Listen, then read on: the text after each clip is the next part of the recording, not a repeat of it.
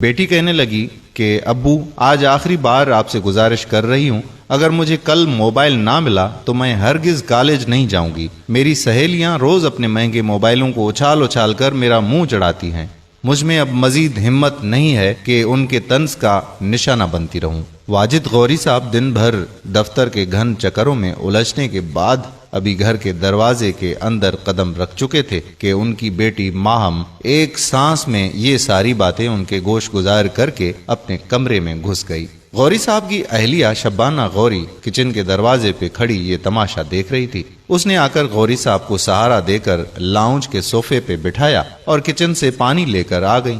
پانی تھما کر وہ ان کے ساتھ صوفے پہ بیٹھ گئی اور میاں بیوی آپس میں اپنی بیٹی کے رویے اور اس کے مطالبے پر غور کرنے لگے۔ غوری صاحب کا ایک ہی موقف تھا کہ اس وقت ماہم کو موبائل فون رکھنے کی قطعی ضرورت نہیں ہے، اسے اپنی پڑھائی پر بھرپور توجہ دینی چاہیے۔ موبائل اور دیگر فضولیات کے ساتھ کھیلنے کے لیے ابھی ایک لمبی زندگی پڑی ہوئی ہے۔ ایک ماں کی حیثیت سے شبانہ غوری اپنے شوہر اور اپنی بیٹی دونوں کے نفسیات سے بخوبی واقف تھی۔ اس کو سمجھ نہیں آ رہی تھی کہ وہ اپنے میاں کو کیا مشورہ دے۔ آدھے گھنٹے کی چخپک کے بعد وہی ہوا جو آج کل ہر جگہ ہوتا ہے۔ میاں بیوی نے باہمی مشورے سے بیٹی کی ضد کے آگے سر تسلیم خم کرنے کا فیصلہ کیا۔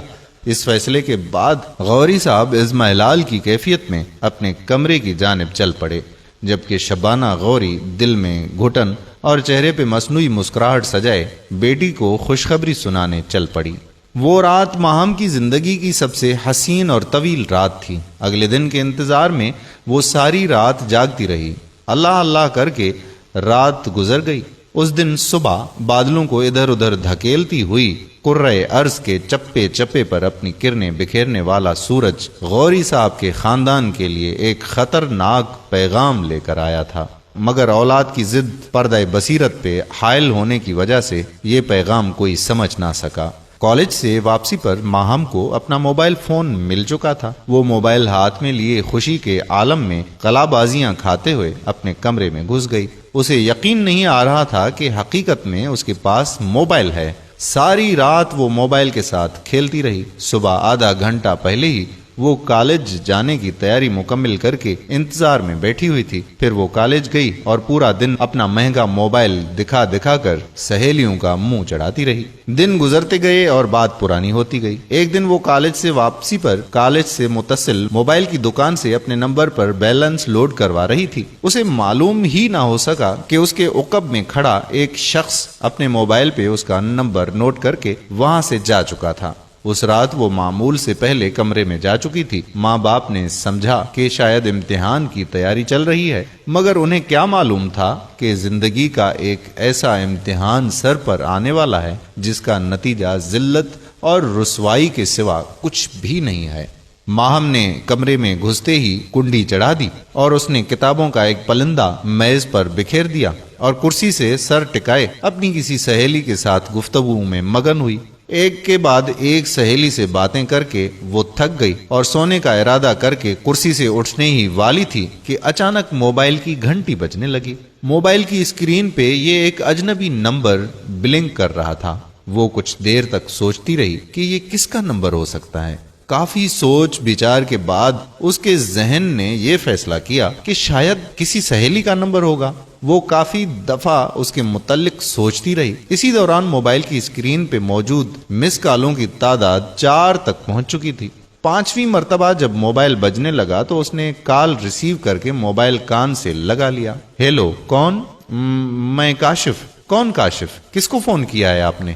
تھوڑی دیر توقف کے بعد لڑکا کہنے لگا، میں کاشف بات کر رہا ہوں۔ مہام کہنے لگی کہ کیوں فون کیا ہے اور کس سے بات کرنی ہے؟ لڑکے نے کہا کہ وہ دراصل آپ سے بات کرنی تھی۔ بکواس بند کرو، آئندہ اس نمبر پر کال کرنے کی کوشش کی تو مجھ سے برا کوئی نہیں ہوگا۔ یہ کہتے ہوئے ماہم نے کال کاٹ دی اور زیر لب بڑبڑاتی ہوئی جا کر بستر پر لیٹ گئی۔ ابھی وہ اس کال کے بارے میں پریشانی میں مبتلا تھی کہ اچانک موبائل پھر بجنے لگا۔ پھر وہی نمبر۔ اس نے موبائل کان سے لگایا اور گالیوں کی ایک گردان سنانے کے بعد موبائل آف کر کے سو گئی۔ کئی دن تک یہ سلسلہ جاری رہا۔ کاشف فون کرتا رہا اور ماہم اسے سنے بغیر گالیاں دیتی رہی۔ جب کاشف اپنی شرارت سے باز نہ آیا تو ماہم نے اپنی ماں کے واسطے سے والد کے سامنے اپنی پریشانی بیان کرنے کا فیصلہ کیا۔ اس نے اپنی ماں کو شروع سے لے کر آخر تک پوری کہانی سنا ڈالی۔ ماں نے اس کو سختی سے منع کیا کہ وہ اس کا ذکر اپنے ابو سے ہرگز نہ کرے ورنہ ادھم مچ جائے گا، اور ساتھ یہ بھی نصیحت کی کہ نامعلوم نمبروں سے وہ بالکل کال ریسیو ہی نہ کرے۔ ماں کی نصیحت نے کسی قدر اس کا بوجھ ہلکا تو کر دیا تھا، مگر ایک کاشف نامی اجنبی شخص اس کے اعصاب پر سوار ہو چکا تھا۔ کچھ دنوں تک وہ اس کی کال نظر انداز کرتی رہی، مگر کاشف کی استقامت میں کوئی کمی نہیں آئی۔ اس نے ایک دن کاشف سے فیصلہ کن بات کرنے کا فیصلہ کر لیا۔ آج وہ اپنا تمام تر غصہ کاشف پر انڈیلنے کا فیصلہ کر چکی تھی۔ اسے پورا یقین تھا کہ رات 11 بجے کاشف کا فون آئے گا۔ اس نے تمام کام ملتوی کر دیے اور اپنی یادداشت کی ڈکشنری میں غصے کے الفاظ اور گالیوں کی اقسام میں اضافہ کرنے لگی۔ رات کے 11:07 ہوئے۔ اچانک موبائل تھر تھر کانپنے لگا۔ اسکرین پہ کاشف کا نمبر نمودار ہو چکا تھا۔ ماہم کی پیشانی پر کئی شکنیں نمودار ہو گئیں۔ غصے کی وجہ سے دل کی دھڑکن تیز ہونے لگی، دماغ ہانڈی کے گرم پانی کی طرح ابلنے لگا، ہاتھ لرزنے لگے۔ اس نے موبائل کان سے لگایا اور پورے جسم میں دوڑنے والے تمام غصے کو زبان پر مجتمم کرتے ہوئے گرجنے لگی، کمینے انسان، آخر تم چاہتے کیا ہو؟ تھوڑی دیر خاموشی کے بعد آگے سے جواب آیا کہ ایک مرتبہ میری بات تو سنو، اس کے بعد آپ کی مرضی، اگر آپ نے کہا تو اس کے بعد میں کبھی فون نہیں کروں گا۔ شیطان کی محنت رنگ لانے لگی تھی۔ کئی دن کے بعد کاشف کی نخل تمنا ہری ہونے کو تھی۔ پھر ماہم سنتی گئی اور کاشف بولتا گیا۔ 1 گھنٹے کے اندر کاشف نے ماہم کی تعریف میں زمین اور آسمان ملا کر اس کو شیشے میں اتار دیا۔ وہی ماہم جو 1 گھنٹہ پہلے گالیاں دے رہی تھی، اب جب کاشف کال کاٹنے لگا تو اس نے پوچھا کہ پھر کب کال کرو گے؟ اس کے بعد ملاقاتوں کا ایک نہ ختم ہونے والا سلسلہ شروع ہو گیا۔